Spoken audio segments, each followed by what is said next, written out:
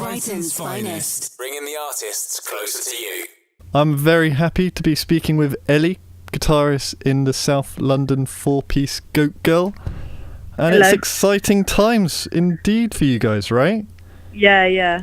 Very exciting. You're currently on a UK tour, which stops off in Brighton on the 21st of April, which is going really well from what I've been seeing online. Yeah. But you also have your debut album out, and it's also incredible. Oh, thank you. It really, really is awesome. Cheers. When did you guys start chatting as a band about creating an album? Ooh, I don't know if we started doing that until quite recently, really, if I'm honest. Probably after we put our first single out on Rough Trade, we were like, oh yeah, at some point we're gonna have to do an album. I suppose that's what bands do. Yeah. Yeah, we were very young when we got signed, so we kind of just went along with the flow. Yeah. Everything.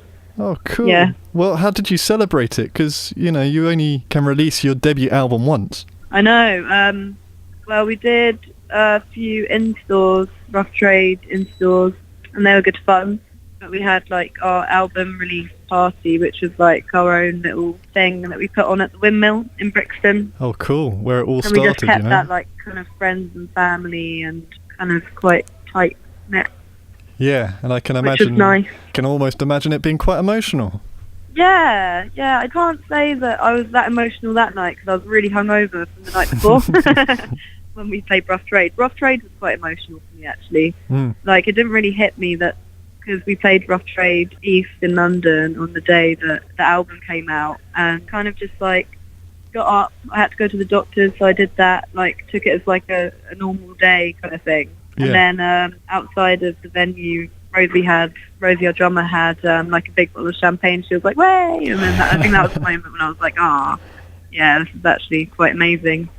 Yeah, well, I felt very proud. How does it feel that it is now out in the public? Because you must have been sitting on it for quite a while. Quite a while. We recorded it in the summer. Oh, blimey! So yeah, a good half a year. Yeah. Yeah, it's quite crazy. Even just from these gigs that we've done so far, I can see the difference in the crowd. Most of the shows have been sold out, which I don't think would have happened normally. And yeah, we've got really good feedback, and people in the audience when we play now do genuinely look really moved, which is a really gratifying thing to see. Nothing quite like it, really. I bet. And we have a synth player and a violinist on tour with us to kind of try and recreate that album feel. Yeah, that's interesting. I was wondering about that. It's quite hard to recreate with a four-piece band, I think. Brighton's finest. This is Juice. From listening to the album a silly amount of times that I have, I feel like you've really carefully thought out how the album's going to come across to the listener, how the listener kind of receives the album, even from the way the tracks are listed in order, and they also feature a few interludes, to also the way the album artwork looks. Would I be right that that's something important to you?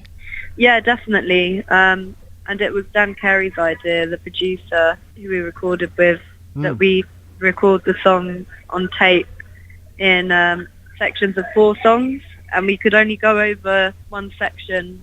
I think 3 was the maximum amount of times, and if we didn't get the tape, then we had to move on to the next section. So there's quite a few mistakes. Probably no one would notice, but I can notice them, because even on Burn Mistakes, I play a bum note, which is the first song on the album. But I think that adds to kind of a live feel. And I think we didn't need to go over things loads as well, because before we went in, we just practiced every single day for 2 weeks and got super tight. So we were able to just go in and do it on tape, and for it to feel like a live performance in a very homely environment.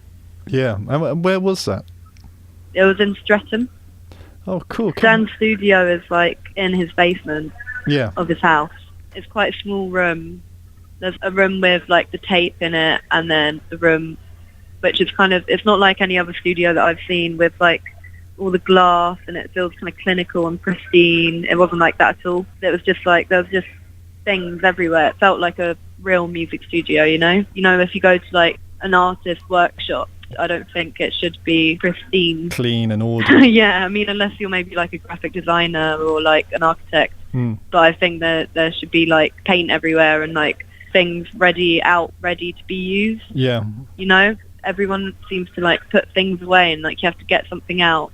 And so I think that kind of adds to the way how we felt comfortable there, and to use the instruments. It wasn't like, oh, Dan, can I, what's that you have over there? And it's like, it's not like you're afraid to pick it up because it looks really expensive or it's in a shiny case. It's all just there and ready to be used. Yeah. Which I really liked. But still costs thousands and thousands of pounds. Yeah. I think, some of the stuff was probably quite pricey. You have got quite a reputation for a phenomenal live set. Those who haven't seen it, try and get a ticket to The Haunt on the 21st of April, although it's all sold out. But you are coming back for The Great Escape, which is going to be exciting. What gigs were you seeing and educating yourself with that kind of inspired this epic live show that Gilt Girl have become known for?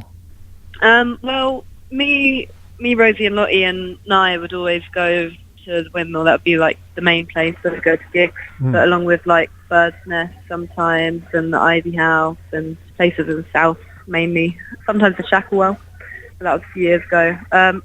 We'd kind of liked going to, well, I guess when we wrote these songs, because these songs are kind of an era which is not that many of them are like brand new. So at the time when these songs were written, we were going to kind of like Fat White Family gigs, Trash Mouth gigs, Fat Fight gigs. All really like high energy bands. Yeah, super high energy, like mosh pitty. Yeah, I love a good mosh pit if I'm in the right mood.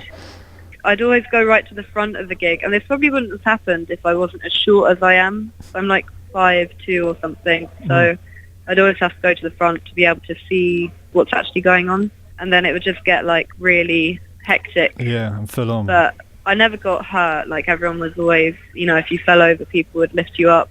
Although, do you remember one gig actually? I think it was a Fat Wet Family gig.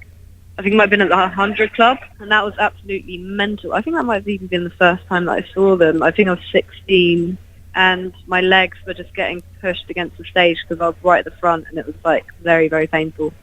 Other than that. This is Brighton's Finest. Bringing the artists closer to you.